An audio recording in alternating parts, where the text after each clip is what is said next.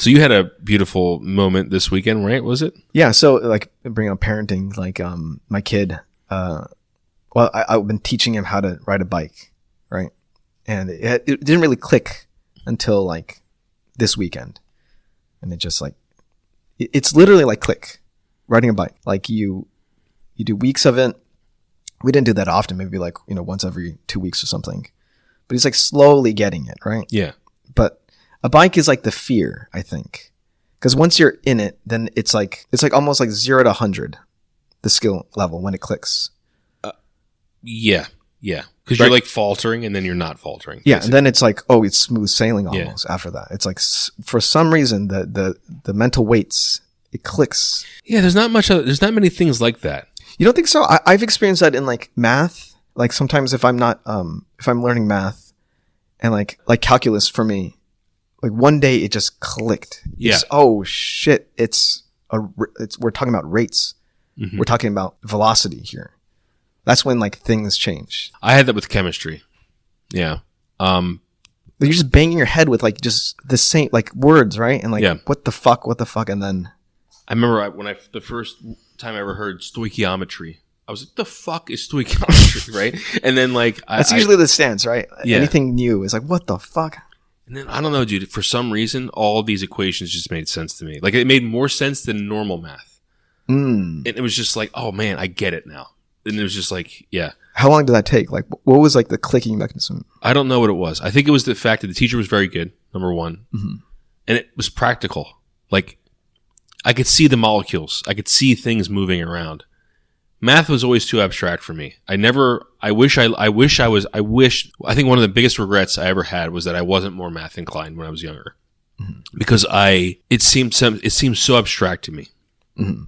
And it wasn't until I took statistics, and it wasn't until I started taking classes where math was integrated with biology where I was like, this is fucking cool, man. Math is cool. Mm-hmm. Before that, I was like, what the fuck are we doing? You know what I mean? Like the lack of applicability was really hard for me. I think that's what's missing in like the curriculum, right? Like where you can enjoy math. I think that's very abstract for a lot of kids. Like, when am I ever going to use this? Like, what's the point of it? And I think a lot of adults have the same sense. That's why a lot of the adults don't see much value in math when it's all around you. It's mostly around you. If you want to think that way. Yeah. But your son, it clicked. The biking clicked. It just clicked. Yeah. And then it's like a beautiful thing. Like, there's something like so visceral about your kid learning to ride a bike. Maybe it's just like the cultural significance of it, like a rite of passage of learning a bike. But it was like, I was just vicariously happy. Yeah.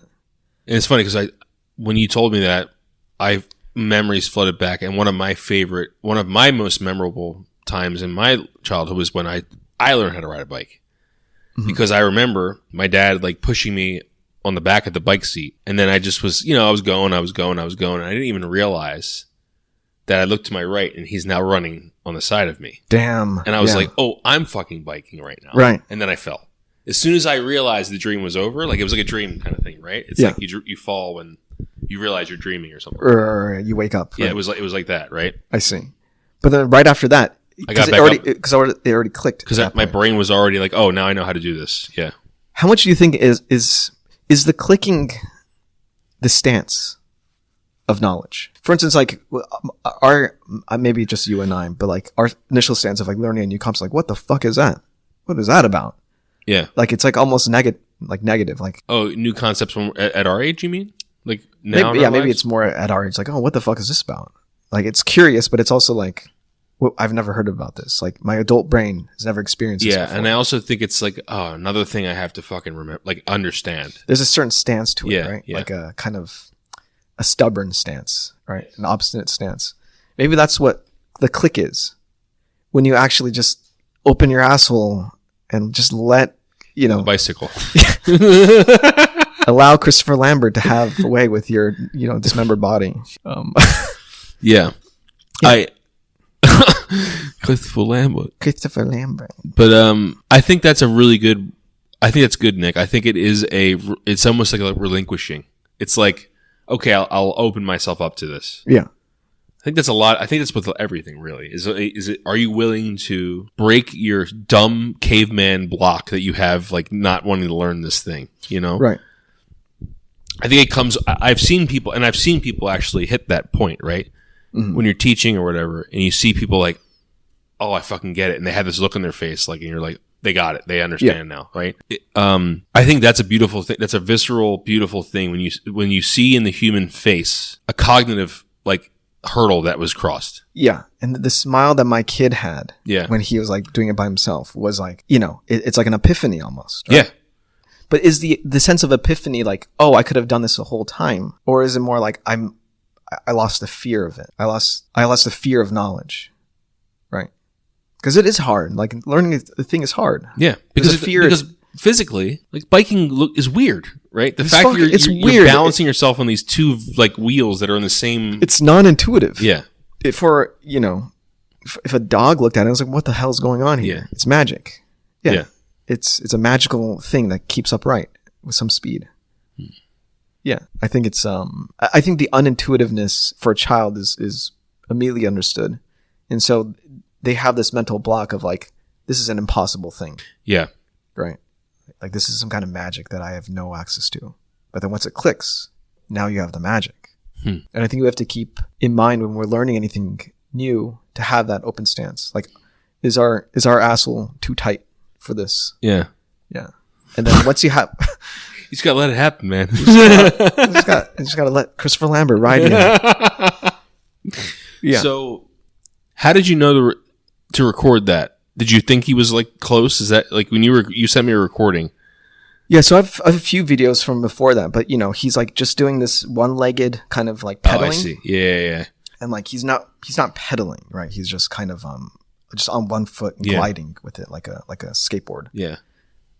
And then same thing with you, like and your dad. I was guiding him. Yeah. Right. I let go, and he's able to do it for like maybe a few feet, and then it just grows more and more until they're like indefinite. It out. Yeah. And it was just like, holy shit, that was quick. It's quick when it registers. It's the same thing with you in chemistry. Once you open up those doors, then that rush of semen just like flushes the knowledge semen.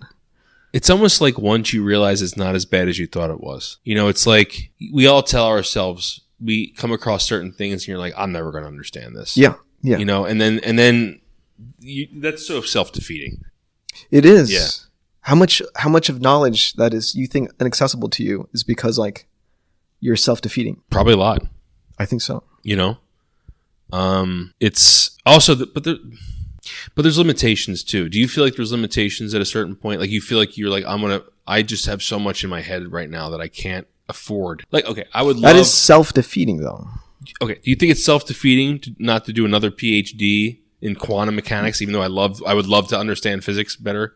No, see, you have the stance of like, I want to learn it. But the limiting factor is you and like how you want to spend your time. Oh, I see.